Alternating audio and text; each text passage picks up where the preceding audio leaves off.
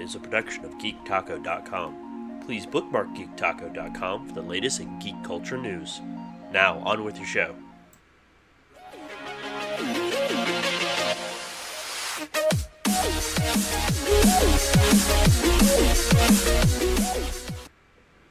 Hello and welcome to Taco Salad, your multi-ingredient podcast for everything delicious in geek culture. Presented to you by GeekTaco.com. I am your host, Matthew, and with me today are my two co-hosts, Miss Kaylee Chambers and Mr. Chris Cohen. Say hello, fellas. Hello. Hello. Well, welcome to the inaugural episode of Taco Salad. And you may be wondering, why are we called Taco Salad? Well, just like your favorite Mexican thing to eat, kind of just toss everything in a giant bowl and eat it up. Which, in this, instead of being the food metaphor, it's actually geek culture. Anything and everything. So, we want to say hello and welcome to anyone and everyone who's listening now. Thank you for listening and being a part of this experience. This is our inaugural episode, so there may be some technical hiccups. Miss Kaylee Chambers may pop in, pop out. She was having some Skype issues, unfortunately. We will try to have those cleaned up for you all in the future. But enough about that. As I said, we're a geek culture podcast, and so I think the first thing we need to do, as I said, my name is Matthew Malice, and I am a geek. I think that's pretty honest to say. The things I like about geek culture, I have another podcast called Polyhedron, and there we talk about role-playing games. And I think that's my first and sort of in-depth love of geek culture is role-playing games and everything about them. They were my safe harbor in high school, and they continue to be my safe harbor even in my 30s. So that's why I like geek culture. Chris, who are you, and why do you like geek culture? My name's Chris Cowan. I am also a 30-something geek, just like Matt. My all-time favorite geek culture is comic books. I'm a huge comic book nerd, as you can see by the giant X-Men poster behind me. I started reading comics in the early 90s. The Jim Lee, Chris Claremont X-Men #1 just reached out and grabbed me, and I've been an avid reader ever since. Number two is for the RPGs. That kind of got me through high school and a little bit of middle school as well. And I ran it out with video games. Been doing a lot of Dragon Age lately. I finally upgraded my console. So I've been getting back into video gaming, and my friends have just gotten me hooked on Heroes of the Storm, so hopefully I won't rage quit and yank one of the ends of my hair out. Well, I didn't know you were into Heroes of the Storm. We'll have something to talk about in a little bit. And Miss Kaylee, what about you? What do you like about geek culture? My name is Kaylee Chambers. I myself am also a 30-something. Kaylee, sorry to interrupt. Can you turn up the volume on your mic just a little bit if possible? How is that? That's much better. Thank you. Continue. Excellent. So like I was saying, 30-something geek. I do all sorts of things that are in geek stuff. My main love is pretty much anything to do with my computer. So techie. Yeah, I love to be able to get my hands down into PCs. I've actually never had a store-bought computer except for the one time I bought a Mac laptop. What is that exactly? Macintosh laptop. Oh, okay, got it. Everything else is I've actually built myself. Oh, Our excellent. very first computer that came into the house was my dad's friend gave him a box of parts. He was like, if you want to put it together and make it work, y'all can keep it. And it was everything needed to make it work. He just like, here, figure out how to actually assemble a computer. Oh, very cool. So you got that at a very early age. Actually, I was about 14. Okay. Cool. Like it. And then swiftly got into Linux and been gone ever since on it. Yeah, that's as stuff well as I just can't deal with. I played or do video gaming, LARPing, tabletop RPGs. Pretty much whatever catches my eye. It's Cool. like right now I'm collecting comics. What are you into right now as far as comics go? Right now I'm into the spider stuff. So Spider-Man, Silk, Spider-Gwen, Spider-Woman. So, okay, educate me here. So, Silk and Spider-Gwen are not the same? Nope. I thought They're they were. very different. Oh, well, Yep. okay. I guess we can talk about Spider that in a little Gwen bit. is from an alternate universe that where she was bitten by the spider instead of Peter, and Peter becomes the Lizard Man and ends up being killed by Gwen. Oh, wow. Which is it's an interesting twist on what happened in the main Marvel universe, in which the Yep. Green Goblin attacks Peter and Gwen while they're out. He tries to save her life and actually ends up killing her in his attempt to save her life. Yeah. And it is, to this day, Spider-Man's biggest regret is that he couldn't save Gwen Stacy. Oh, well, he is supposed to have it the hard knock life, as they say. Or she, in this particular instance. So, all right, now that you know a little bit more about us, we can go into some news, everyone. Everyone likes new things, so let's talk about the news. First thing on the docket, Game of Thrones. Did everyone see it? Oh yeah. Oh, yeah. Yeah, I did as well. So what do we think? This is season 6. Oh, before we talk about it, we are going to spoil the living crap out of this. So if you do not want to listen to this, go ahead about a couple minutes when we talk to you about another subject. But right now, we're going to spoil season 6 of Game of Thrones. You have been warned. Go ahead. I guess I'll start off. Okay, so all I could say for the final episode was, holy zoinkers. Just trying to keep this podcast through. Thank you. But comedy gold. Comedy Chris gold. Farley would have said. So yeah, just all sorts of stuff is set on fire, and all sorts of people died, and Cersei Lannister just smiled, tipped back a glass of vino, and took it all in. Yeah, let me inject this before we get Kaylee's response to this. I thought episode 9 was pretty balls to the wall, and see, episode 10 just blew it out of the water. Like, I was really impressed with, like, from beginning to end, absolutely on the edge of my seat. Completely. Kaylee, what about you? Pretty much the exact same stuff. This particular season, I think, actually brought more in versus the last couple of seasons where it kind of been going a little bit more downhill. It's like, okay, I'm still watching, but I'm getting a little bored. But this one, straight through, loved every bit of it. Yeah, you're right. There was a lot more resolution in this episode than we usually have. We were able to, because I think they were able to go beyond the books. We were able to the writers were able to do what they typically do in a show, a TV show, is to sort of resolve things and move plots along as quickly as they can within so many episodes.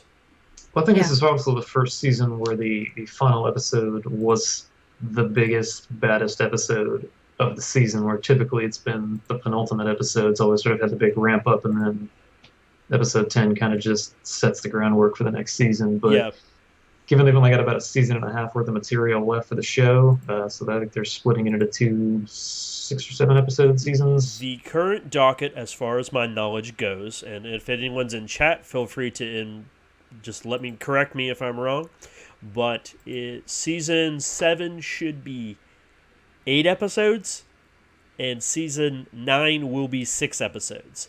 The reason for this are twofold. One, a lot of the major characters, they're all getting huge pay increases. They're like $500,000 an episode or something stupid like that.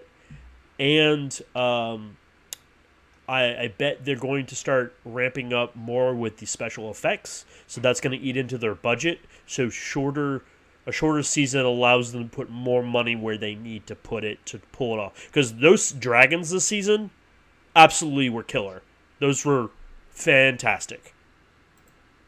Yeah, I noticed there's been a drastic decrease in the dire wolf screen time. Yeah. Kaylee, what was that? I'm sorry.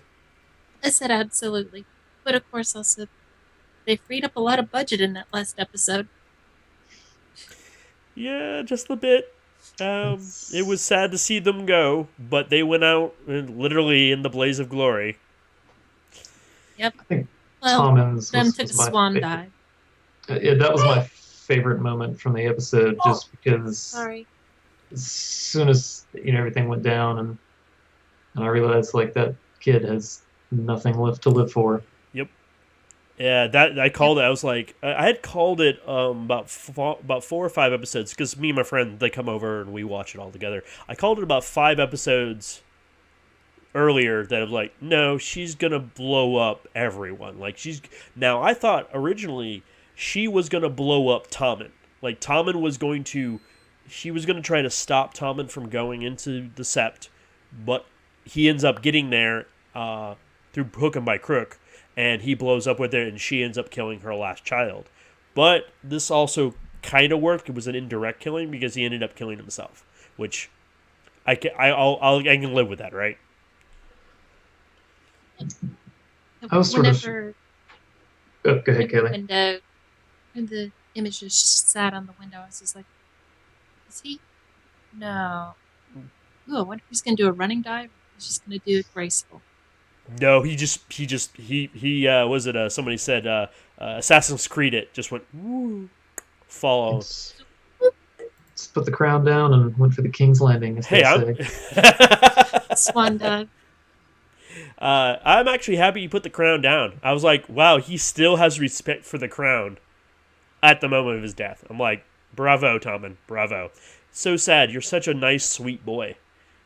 That's he in the books. He's amazingly sweet and nice. He's actually supposed to be a lot younger too. I think he's 10 or 11, I think. I was actually hoping for a much more personal killing of Tommen. I was kind of thinking Cersei would like choke the life out of him or personally have a hand in it, just to really drive home to Jaime how crazy she's gotten. But I think him seeing her use the Mad King's original plan to just burn it all to the ground really drove home to him how evil she really is underneath She it was all. very fortunate she didn't blow up the rest of King's Landing.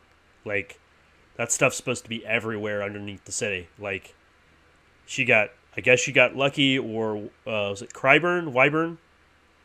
Well, I think Tyrion took a big chunk of it for the Battle of the Blackwater Bay. I thought he made new stuff. I can't remember. I think it's a well, they didn't know about the stashes under the city. I may be getting the book and the show. No, they talked about it, and they talked about it in a couple seasons ago. Yeah, actually, with Tyrion being with Daenerys, that's highly likely that he will inform her about that, because he was very much aware of it. He saw some of the stories of it. Like, they showed it to him. So I do have a question for you. Okay. Who do y'all think is going to end up being the one to kill Cersei, considering the prophecy of little brother will bring life out of her? I hope it's Jaime. Because Jaime is younger. She was born a few minutes before him. Yeah. They do go over that, at least in the books. In the current arc, the way I've read the series, I've read most of the books, not all the books, and I'm obviously completely caught up on the TV series. I would say it makes the most sense for Jaime to kill him. His arc is a redemptive arc. His is one of like learning empathy and honor again in such a troubling world, and realizing that's a source of strength. And she's gone the opposite direction.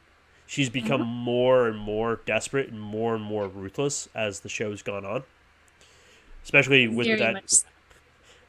that outfit. Everyone has commented about that outfit. I'm kind of good. I'm kind of hoping it's Jaime because in the earlier seasons when he's talking to Brienne, he tells everybody, I found out that the Mad King was going to set the entire city on fire, and I killed him and saved everyone. And everyone says, I'm a shameful oath breaker, and I've had to carry that with me my entire life. So I'm hoping now that someone has gone and blown up a huge chunk of the city, he can be the one to kill Cersei and finally say, like, I stopped this years ago, and I've stopped it again from being worse than it was with just the Great Sept being destroyed. Yeah, I think it's very appropriate. That final look between them, there was no love. That was pure hate from him. Unfortunately, Kaylee, I couldn't hear you. Could you repeat yourself? Saying the final look between Jaime and Cersei. On Jaime's side, there was no love. That was pure, raw hate. I will agree to that. Yep.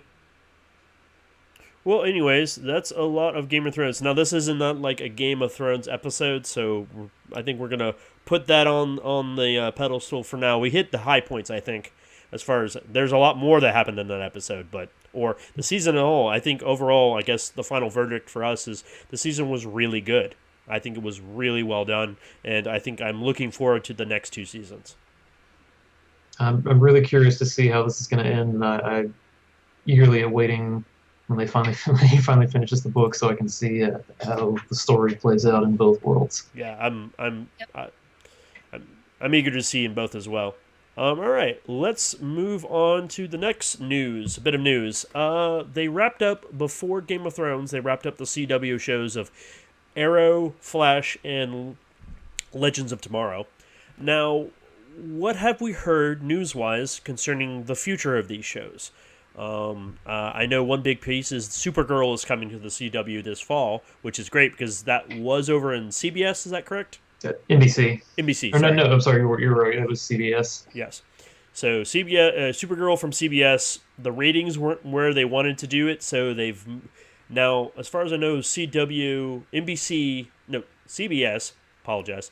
CBS it owns or is connected to the CW, and so with that, they've been able to sort of shift Supergirl over there. What that means, we may see a smaller budget, maybe slightly smaller season, smaller cast, but it is going to go, and everyone is looking forward to seeing how they interject her into the Arrow Flash universe. Yeah, well, they definitely said they are getting a budget drop, and they have already committed to doing a crossover between all four shows at some point. With the way they ended The Flash, and I'm not going to get too spoilery for anybody who's still trying to catch up, but with the way they ended The Flash season, it is possible to see a reshuffling of where people are in the multiverse of sorts that they've set up. Uh, I'm looking forward to it. I'm also hoping the rumors will pan out that Constantine will be making a return, hopefully with a different writing staff. I love the character. Matt Ryan does a fantastic job, but the writing just really, to me, felt like they just kind of were rehashing Supernatural. Oh, I can see that. I mean, I watched most of Constantine. I can understand. Generally, a lot of the. Unfortunately, you've lost Kaylee, but me and Chris will sojourn on, as it were. If she comes back, great. Um, I would say I like Constantine too. Uh, it's just the first season of any sort of show like that's going to be kind of monster of the week because you're trying to establish everything. You don't have a big mythos yet. You have to teach people what's going on and what to kind of expect in a show like this. And then sort of as seasons go on, then you can start branching out and start getting into the interwovenness of the overarching plot. But it would be, CW, he would be great on the CW. I definitely agree there. And I do also find it kind of ironic that I compare it to Supernatural since Castiel is completely a spoof of John Constantine. Yeah, you're right. Actually, that's pretty good. I like that. Just a surly guy in a sloppy trench coat. And He has a very big arc. To just let you know, he has a lot of character development that's much different than Constantine. So he is his own angel. Uh, it's ultimately just his appearance wise. Like they modeled him after Constantine quite a bit. And I know Misha Collins has said that if he'd known he was going to become such a regular in the series, he wouldn't have gone for that really raspy voice that he does. Oh no, crap, things. Sorry everyone, if anyone's watching this, this has completely exploded on me, but we're going to carry on because Kaylee dropped and that totally messed up with my my overlay. But you know what? That happens. Yeah, alright. Wow, you got a very good look of your lips there, Chris. Oh, thank you. Uh, I moisturize. Let's see if I can do something about this while we talk. The biggest thing, let's go on to Chris. Take it away. You're going to talk about what you dubbed in the notes as the reskinning of Marvel characters. Comic books. So I'm mostly Marvel. I do read a handful of series from Image, although most of them are from the Kelly Sue DeConnick, Matt Fraction publishing warehouse, Milkfed Criminal Masterminds. So they're on a bit of a hiatus with most of their books while they're ramping up some TV and other development deals that I know very little about, as I missed their appearance at some cons this year. So Marvel is smack dab in the middle of Civil War II, and according to a bunch of the teaser images they've sent out, they're introducing a new Iron Man, which is a young African American girl who's sort of the 15-year-old at MIT genius who built an Iron Man in her dorm room. Apparently, they've replaced Nova, or they've added an additional Nova, another young African American, and they're really doing just a big generational split between sort of the younger teenage heroes are sort of splitting off from the older heroes who they're sharing teams with. I know the next big Avengers arc is the I Quit arc, where Miss Marvel, Kamala Khan, Spider-Man, the Miles Morales version, and the Sam Alexander version of Nova all leave the team in disgust, and they're restarting the Champions title. Some of the naming they've got for some of these titles to me just smacks of we. I know they had some problems with the Champions title with a gaming company and just got it back, so they've really. You're right about that. I know about Champions a little bit. I mean, I played it like once a long time ago. Yeah, it was an old it was a John Byrne project from the 70s. Just one of those sort of post X-Men, while the Avengers still had a small line of teams that was just a bunch of random superheroes. So the new champions will be the Teenage Cyclops. Oh, interesting. That's really odd. Yeah, he's quit the Teenage X-Men squad. Miss Marvel, Miles Morales, the Vision's daughter, which, by the way, if you're not reading Tom King's Vision, I guess it'll be a miniseries because he's leaving Marvel for DC, is, even if you don't read comic books and you really only know a little bit about the Vision from the movies, it is an excellent series. It really examines what does it mean to be human, what's it like to try to be human, and the consequences of failure for someone attempting to pass themselves off as human when they are, in fact, as far from human as you could get. Interesting. That sounds pretty cool, actually. I like it. Synergy with the Geek Taco website. Our esteemed Zach Boline actually has a little article about that up, and then he just published it recently. Oh, that's cool. Oh yeah, let's talk about Geek Taco. We here at Taco Salad are presented by Geek Taco. This is where a lot of the podcast will actually be hosted on. It's a place where we're going to have all the videos directly linked, as well as on the YouTube channel for Geek Taco. We are a podcast for that website specifically, and it is a great podcast. It is a great website, not podcast. It's a great website for anything and everything involving geek culture. We have new articles pretty much daily. It's very new, but it's definitely got some good talent behind it. It's a lot of personal friends of ours that have been wanting to write for websites for a while, and they've really given it a go.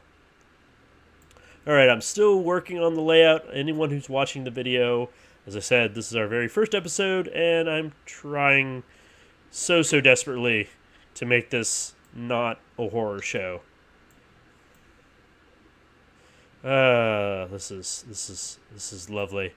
Well, okay. Well, actually, while Matt is working on that, for any other comic people out there that aren't Marvel, DC is just coming out of the gates with Rebirth. I don't really read a whole lot of that, but I do read up on the news surrounding it. So they're actually beating Marvel in sales this month, and in the last month, I had heard that Marvel was doing really, really well this month too.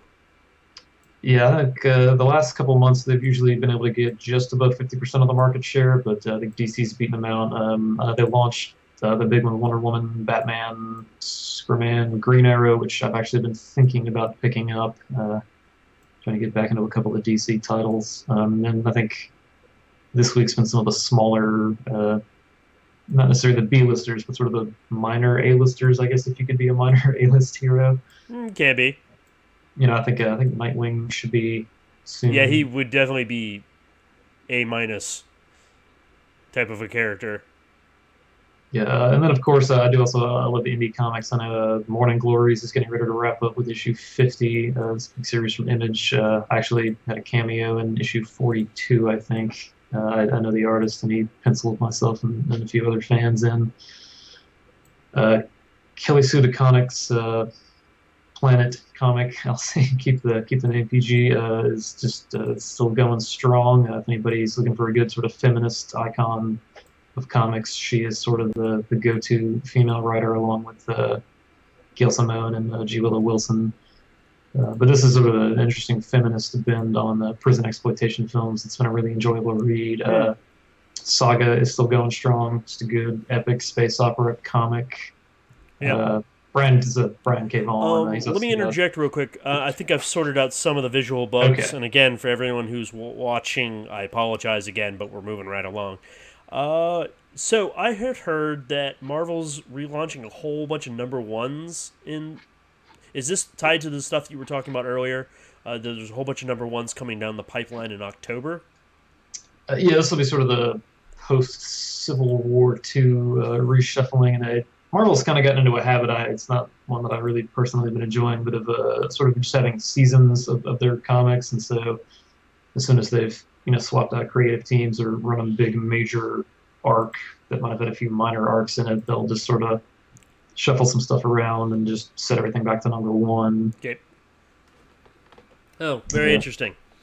Well, we'll see how well that works out. All right, so unfortunately we lost Kaylee. It's probably some computer issues. We'll get it sorted out soon enough.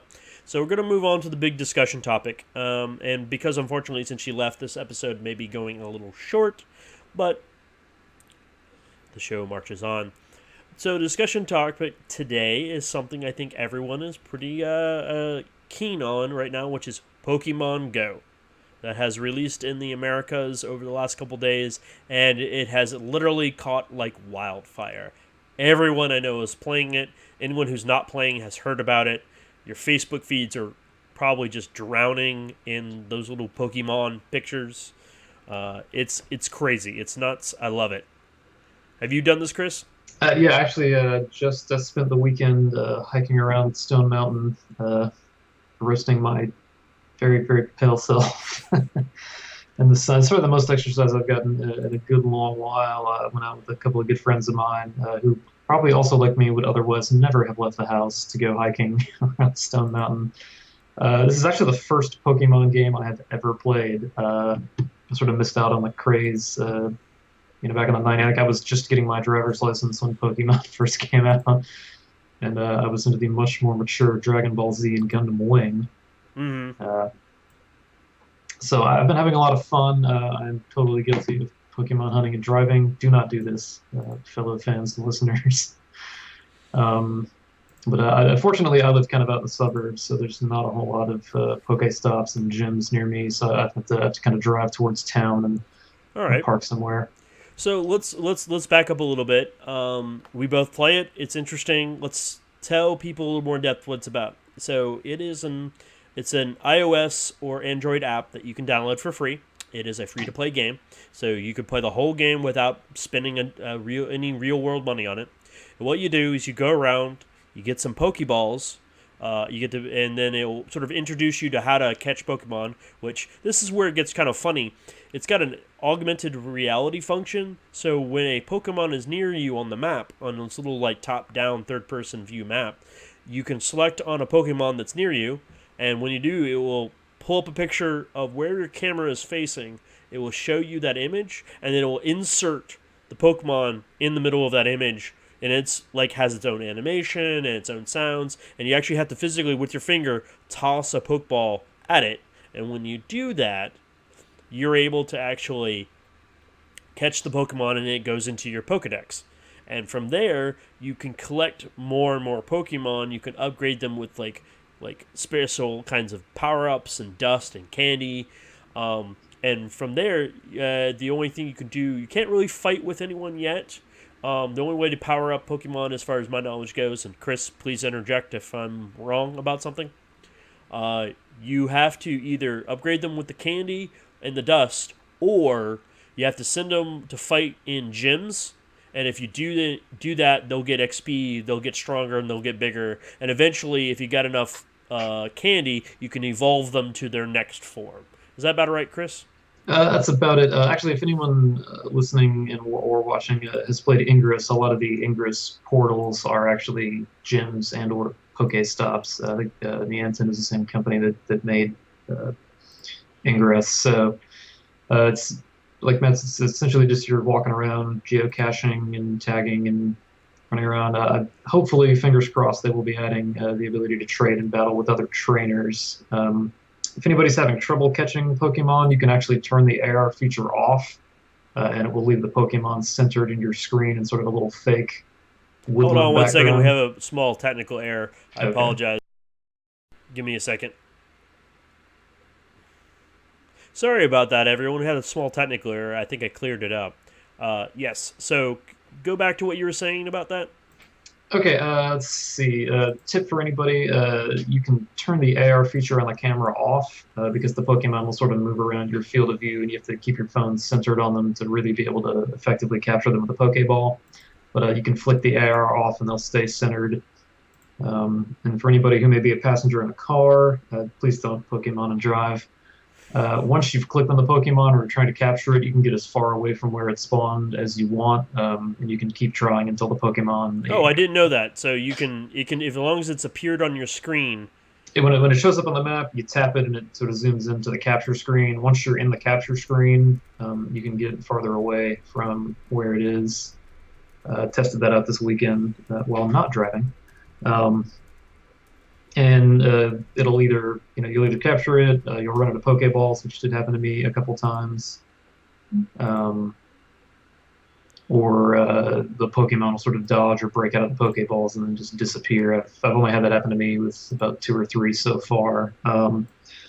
You can level pretty quickly. Once you hit trainer level 5, you get to pick a Pokemon team. There's 3 currently, and that'll let you go and actually attempt to take over gyms or bolster a gym if your team is the gym or the team that owns the gym. So yeah, so it's level 5. That's when you can choose a team. That's when you choose. Actually, a friend of mine tested this. Once you hit level 5, you cannot progress further in the game until you have chosen a team. They will not let you remain colorless. Got it.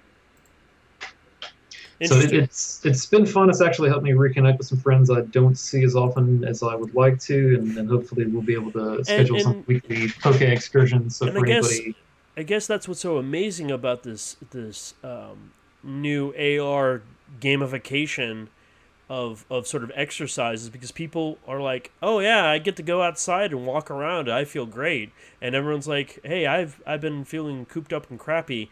And now I get to go walk around collecting Pokemons with my friends, and I feel so much better. You have reconnected with your friends, which is fantastic. I mean, I'm amazed, utterly just astonished how fast and how impactful this has become.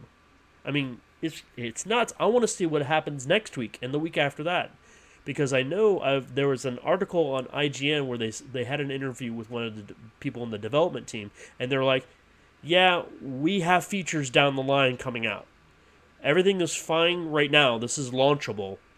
But we want to do more, which I think is going to be like peer-to-peer, like player-to-player fighting with your Pokemon to level them up and doing a whole bunch of those stuff. that's been the big 3 requests is being able to battle other trainers, being able to trade your Pokemon, and then just sort of being able to really just interact with other trainers around you. To sort of make it more like the video games, which I might one day go back and try one of those. They're a lot of fun. I remember playing them when I was younger. I had an original Game Boy way back in the day when they were still black and white, and just never ended up picking up any of the Pokemon games. And by the time they futured up, I just kind of outgrown Nintendo and then really gone over to Microsoft for gaming. So, what level are you right now? I think I just at level 10. Yeah, I'm level 10. Actually, I'm about halfway to level 11. I know I was in downtown Decatur, and there was just a huge chunk of people. We could all kind of tell who was on what teams. We were all clustered together on either side of a large gazebo they have in the downtown square. And I'm Team Valor. Please, no one hold that against me. Boo, hiss, shoo. Yeah, That's fine. Kaylee is, unfortunately, if she was here, she would explain that she's Team Mystic, and so that obligates me when I reach the mighty level 5, which I am currently level 4, sorry. I'm going to go Team Instinct just so we can have this 3-way rivalry going here on Taco Salad. So continue. Sorry. Yeah, so we were sitting on one side of the gazebo, and it was a Team Valor gym, and we could see someone constantly attacking it. And I happened to peek over to the other side of the gazebo, and I saw a cluster of three people all sort of sitting there staring into their phones and chuckling at themselves while we gave them the stink eye. Actually, that's funny. So, outside my apartment complex, there is a giant sign, and that's a Pokestop. And what a Pokestop is for everyone is, you can buy all the extra gizmos and gadgets and Pokeballs and dust and candy with real money if you want. But if you don't want to spend any money at all, you go to a Pokestop. And Pokestop are generally like local landmarks in sort of like special places, and you click on it and it will randomly generate like Pokeballs and Pokemon eggs and a whole bunch of other stuff, and you get those for free. And that's sort of how you recharge some of your resources if you don't want to spend any money. And so outside my apartment complex is a Pokestop. Like my sign to my apartment complex is a Pokestop. So every time I go by there, I just click it and get more free stuff. But and I Yeah. found out that my gym that's closest to me, which is a Team Instinct gym, by the way, is like at my actual gym that I go work out at. Yeah, like, as I said, I'm kind of a little bit out in the suburbs, so there are no Pokestops within a reasonable walking distance of where I live. So I have to be one of those weird people that drives out late at night and is just sitting in a corner in a parking lot, staring into my phone.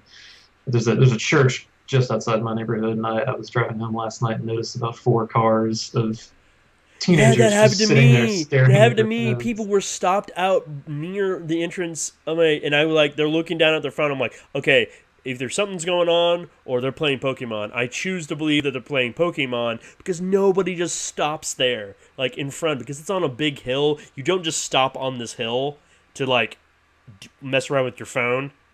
I didn't even do that, and people were out there messing around with their phone collecting Yeah, like I said, Pokemon. I've heard the Atlanta Botanical Gardens is a great place to go, and like I said, I was at Stone Mountain, and I think about half the people we saw trekking up the mountain with us were sort of stopping every little once in a while to stare down. It's chock full of EVs out there. I want to go to the Atlanta Aquarium.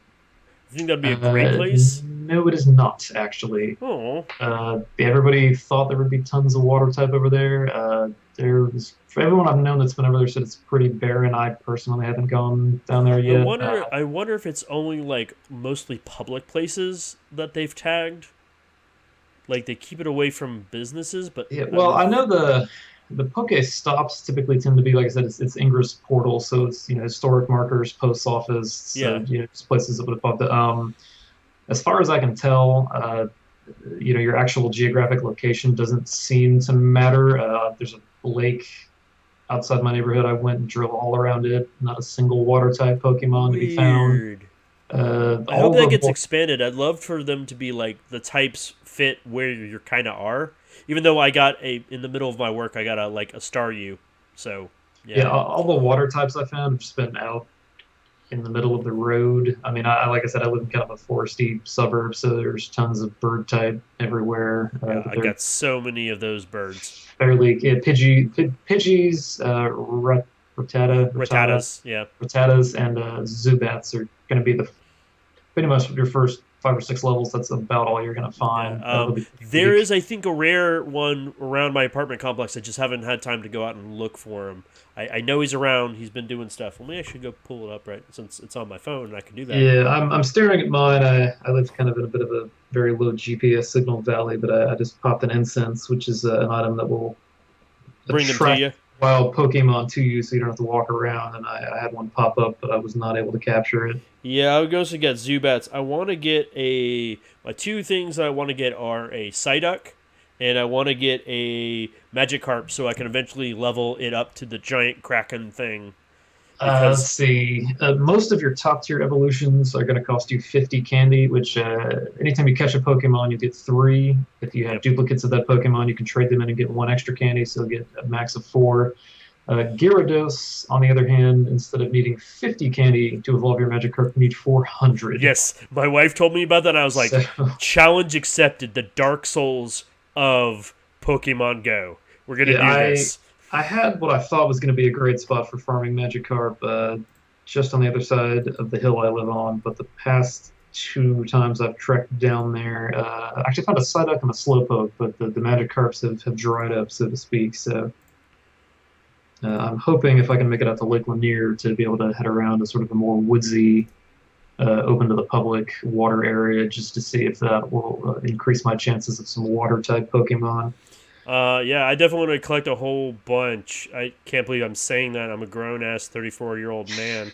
Area just to see if that yeah will actually increase. For anybody looking to increase the health, Poke eggs you'll find those at Poke Stops. They'll be classified as either a 2 kilometer, 5 kilometer, or 10 kilometer egg. You'll need to put it in your egg incubator. You'll start with one. As you level up, you'll get some more. Your first one is infinite incubation uses. The subsequent ones will let you do up to 3 eggs, and then they putter out. So essentially, you just to walk that distance. For people who are committed to not walking, if you are in a vehicle, I believe if you're under 15 miles an hour, it will count walking. I actually thought it was like it had to be the vibration of the. No, as far as I know, it's not based off the phone's accelerometer. Because I've actually just turned my phone Yeah, off, I knew it's not the accelerometer. I thought it was like the shaking is what makes it count as steps.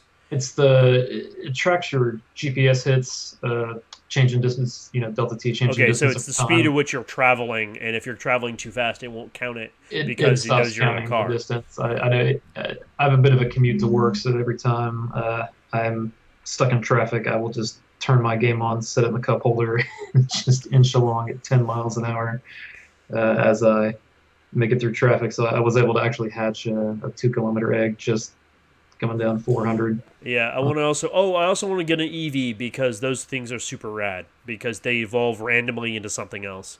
Now there was a Reddit post there was a post somewhere that said, "Oh, I cracked the code of what kind of Eevee will evolve into what based on its abilities," but that has been refuted. So I'm not sure how you influence Eevee's evolution.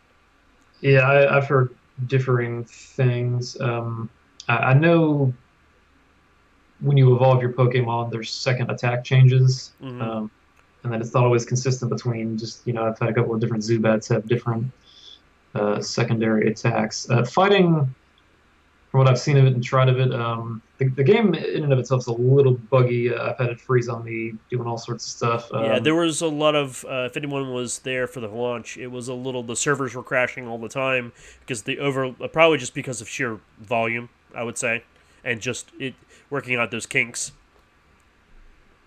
Yeah, and then it's a battery killer, it's a data killer. The servers are down right now, but actually over the weekend when I was going around, my phone overheated twice and had to shut down due to temperature issues. Yeah, so there is for anyone who's playing or thinking about picking it up, there are settings in it that you can turn it to give it low power consumption. Also, you can turn as Chris said earlier, you can turn the AR off so that won't pull any extra power when you're looking at Pokemon and you want to catch them. It won't turn on your camera. So you can it'll give its own little graphical display of a grassy area and you can just catch them normally. That's what I do because I think it's funny the first couple of times, but after that I was just I just want the Pokemon. Just give me the Pokemon. There is a battery saver option in the game. You'll just need to go into the settings and turn that on. What you'll actually have to do to get it to actually save your battery is flip your phone upside down and it'll black the screen out. And then it'll still vibrate if you happen to come near a Pokemon. So you just flip it over, stick it in your pocket, go about your merry way. It'll vibrate. There is a wearable coming out at some point. Yeah, it's kind of cheater technology because what it's supposed to do, it's going to be $40, and what you can do with it is it will auto throw a ball and catch a Pokemon in it. You never have to look at your phone. The last update I'd heard is that if you've already captured one of those type, it'll auto capture it. If it's a new type you've never captured before, you'll actually need to get your phone out and try to capture it. That's a little bit better. I was expecting it to be pay $40. Granted, you're paying $40 for a Pokemon game, so more power to you if you want to do that, man. Just more power. I've spent a total of $1 real actual dollar on this game because not living near a whole lot of Pokestops, I happened to go through my initial stock of Pokeballs pretty quick, and we didn't run into any Pokestops on our way out to where we went hiking, so I bought 10 for $1. And then once we'd gotten about halfway up the mountain, there's a couple of Pokestops up there, so I was able to restock my Pokeballs. If you've got time, I think the Pokestops reset every 5 minutes or so. Yeah, they're You really just kind of quick. Like sit there and I camp was it doing out. some business in and out of the neighborhood, so I did that. And then by the time I came down the hill getting my mail, it was already reset. And I was like, oh, I'll just hit it again and just hit it again. And so, yeah, go out, guys, have fun. It's a really cute little game. It's free. You don't have to do anything. You make it can tie itself to a Gmail account if you got one, or probably any other mail account to act as your login and password. Or if you have a Pokemon.com account, you can sign in with that through Yeah, the link so I've it's a seen. really cool. I'm expecting really cool things from this developer. I'm thinking Ingress was interesting, but I never got into it. Only my friends got into it so. But I think this one appeals so easily to everyone. And who doesn't like cute little quasi furry fictional creatures that they can just do whatever they want with, so they can feel like God? Yeah, the only thing that really creeps me out about this game is just the fact that it teaches children to make animals fight each other. Mm-hmm. Well, also, everyone, you are looking at your phone while you're walking around. This may be a new sort of, especially if you do start doing it more often, a common thing, and you're not used to just walking around. Especially drivers may not be used to having people walk around everywhere. Especially, we all live in Atlanta, in the Atlanta area, which is a very, very car-centric city. Like Very you have pedestrian unfriendly as well. yeah. So please be careful if you're going to pick up when you're walking around. Be aware. Look at your phone. Look back up, and then wait till it vibrates, and then look back at your phone again because you don't want to get hit by a car. You don't want to have to deal with that. And your life is not your Pokemon is not worth your life, as they say. Yeah, I will say, just staring at the map and walking around. That's you're just going to be staring at a map. Yep. There is a little nearby Pokemon indicator that you can peek at occasionally to see what you're getting close to, what's getting farther away from you. Yep. I would love to see an improvement in Yeah, the I would like. triangulation of the Pokemon. They'll show up and you can sort of raise the window and you'll see, I'm near this Pokemon and it'll have one paw print, two paw print, three paw prints below it. Yeah, I'd like a little better indication of, especially supposedly you can select on one of the Pokemons, but I don't know what that does. And as far as I can tell, there's absolutely nothing. I'd like to actually be like, okay, it's going to be, if you select on one, and it's going to give you sort of a broad, like, band or something in the circle that radiates out from you, will sort of indicate how strongly away you are, and that way it gives you a general direction to go in of where that specific one is. That'd be really, really helpful. Yeah, right now, as far as I can tell, it's essentially just old school triangulation. You see one pop up, continue walking the direction you're walking. If you see it drop from three to two, you're heading in the right direction. Yep. If it goes, back up to three, do a Yep. 180, head back till it drops 10 to two. That rare one's back, by the way. I just degrees. looked at my phone. The rare one is, like, just taunting me right now. Yeah, I've got an incense on myself right now, and there's a Zubat slowly making its way towards So me. many Zubats. Oh, aim high for Zubats. They dodge the Pokeballs.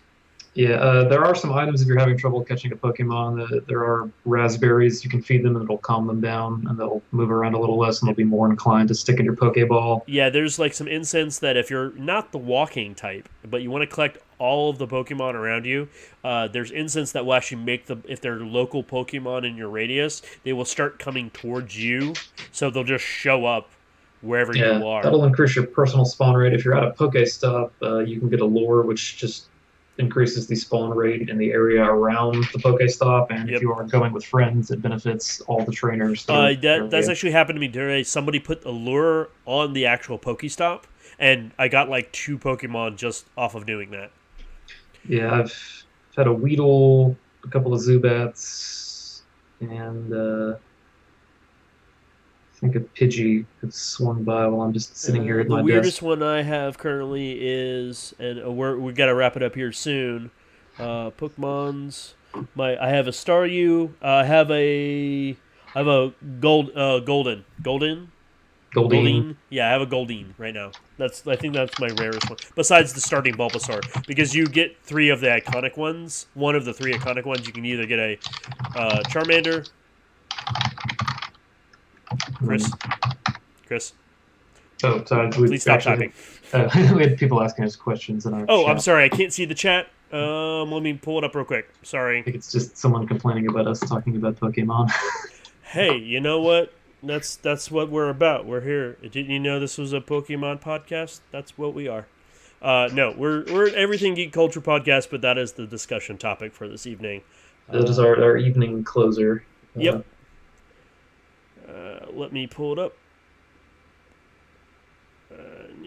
So to Sam Grizzle, if you're just now tuning in, we did actually hit on some comics, some Game of Thrones, Yep. other things earlier. So please come back next week, and we will talk about things other than Pokemon Go.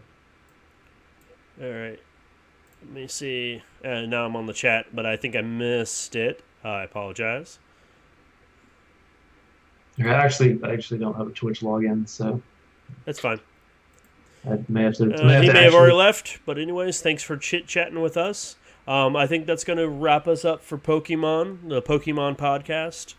For everything Pokemon. No, I'm kidding. No, we're going to talk about something else. And on that, if you have a topic you'd like to suggest or you'd like to give us feedback, this is our first episode. We do need feedback from our audience. Something we can do better, something you want to discuss, you can send an email to us at tacosalad@geektaco.com. You can also hit us up on our personal Twitter accounts. If you can't visually see what our Twitter accounts is, because we have those in the display here on the video, mine is at BioImportance. Chris, what's yours? I am at Mutant Biscuit. And Miss Kaylee Chambers, I believe, what is that one? Is at Shadow Dawn _. Yes, the underscore is at the end of it. And for that, we're going to say goodnight to all of you. Thank you for bearing through all of these technical difficulties, and we'll see you next week.